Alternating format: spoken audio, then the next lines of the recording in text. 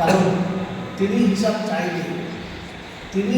চাইবে আর হিসাবের কথা বলবে আমাদের জন্য বড় বিপদ, আমাদের জন্য বড় বিপদ, বড় মুশকিল।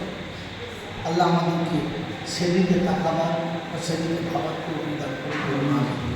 বিশ্বনবী জনাব মুহাম্মদ রাসূলুল্লাহ সাল্লাল্লাহু আলাইহি ওয়াসাল্লাম বলেন, আল্লাহ নবী বলেন, প্রত্যেকটি জিনিস যখন অপরিষ্কার হয়ে যায়, ময়লা হয়ে যায়, জং পড়ে যায়, তার পরিষ্কার করার জন্য একটা কেমিক্যাল পাওয়া যায়।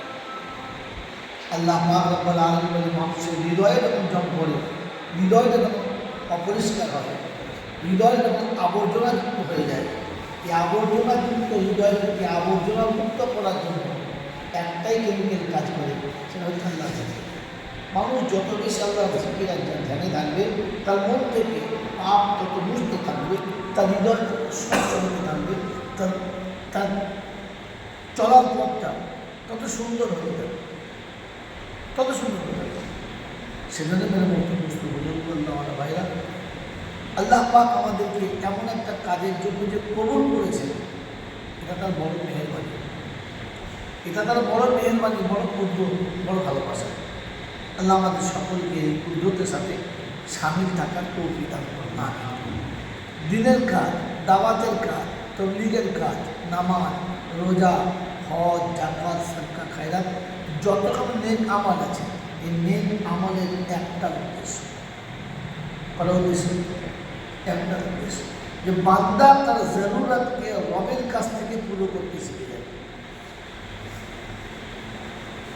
আপনার আমার সারা জীবনের যা কিছু প্রয়োজন আছে, আমরা কার কাছ থেকে নিতে পারি? রবের কাছ থেকে, সবার কাছ থেকে।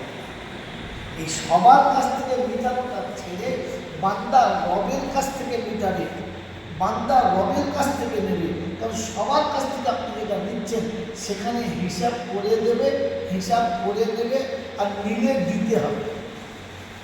আর রবের কাছ থেকে হিসাবে নয়, বেহিসাব নেবে আর নিলে দিতে হবে।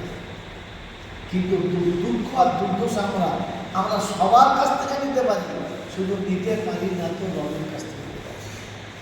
ইন্নাল্লাহ আলা কুল্লি শাইইন কাদির, আমরা বলি যে আল্লাহ সব কিছুর ক্ষমতা রাখে, তিনি সব কিছুর মালিক, এবার বলি, কিন্তু এখনো রবের কাছ থেকে নেব এই মানসিকতা আমার মধ্যে আসে। এখন আমার ধান্দা কোনোকে নেব, কোনোকে আল্লাহ রাব্বুল আলামিন বলেন যে বান্দা যখন, আর দিন ও ইসলাম এখান থেকে নেওয়া হয়েছে, দিন বড় সহজ, প্রত্যেকে নেওয়া হয়েছে। আল্লাহর কাছ থেকে নেওয়া বড় সহজ, বান্দার কাছ থেকে নেওয়া বড় কঠিন, বান্দার কাছ থেকে নেওয়া বড় কঠিন। আমি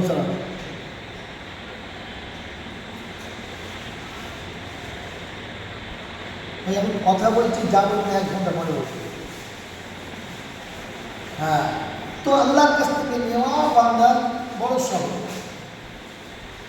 বান্দার কাছ থেকে নেওয়া বড় কঠিন। কারোর কাছ থেকে কিছু নিতে গেলে প্রথমে তাকে তোষামতি করতে হবে, সে রাজি কিনা দেখতে হবে, তাকে রাজি করার জন্য কিছু সময় দিতে হবে, কিছু কি পয়সাও দিতে হবে। তাকে রাজি করার জন্য সময় দিতে হবে, কিছু পয়সা দিতে হবে। তারপরে সেই পয়সাটা যদি আপনি দিচ্ছেন, সেটা কাজে লাগবেই, তার কোনো গ্যারান্টি নেই। মেহনতের পর মেহনত, কিন্তু আল্লাহ বলেন আমার কাছে আসার জন্য আর আমার কাছ থেকে নেওয়ার জন্য তোমাকে খুব কিছু খরচা করতে হবে না, তোষামতি করতে হবে না, খোসামতি করতে হবে না। তুমি নিজে হাত পা ধুয়ে পবিত্র হবে, আমার সামনে এসে দাঁড়াবে, শুধু আমার সামনে মাথাটা নিচু করবে আর আমার কাছে যা ইচ্ছা যাবে তা চাইবে। আমি কথা দিচ্ছি, রাস্তা চিন্তা করি, তুই চাইবি আর আমি দেবো, তুই চা না। কিন্তু দুর্ভাগ্য, আমরা সবার কাছে চাই, ধনীর কাছে চাই, নেতার কাছে চাই, দাতাদের কাছে চাই, বড়দের কাছে চাই, ডাক্তার মাস্টারের কাছে, সবার কাছে চাই, কিন্তু চাই যে আল্লাহর কাছে গিয়ে লজ্জা পায়। ভাবার কথা, একজন রুগী ডাক্তারখানায় যতক্ষণ দাঁড়িয়ে থাকে, একজন খরিদ্দার দোকানে যতক্ষণ দাঁড়িয়ে থাকে, একজন ভক্ত তার পীরের সামনে যতক্ষণ দাঁড়িয়ে থাকে, আল্লাহ কসম করে কোনো বান্দা রবের সামনে কত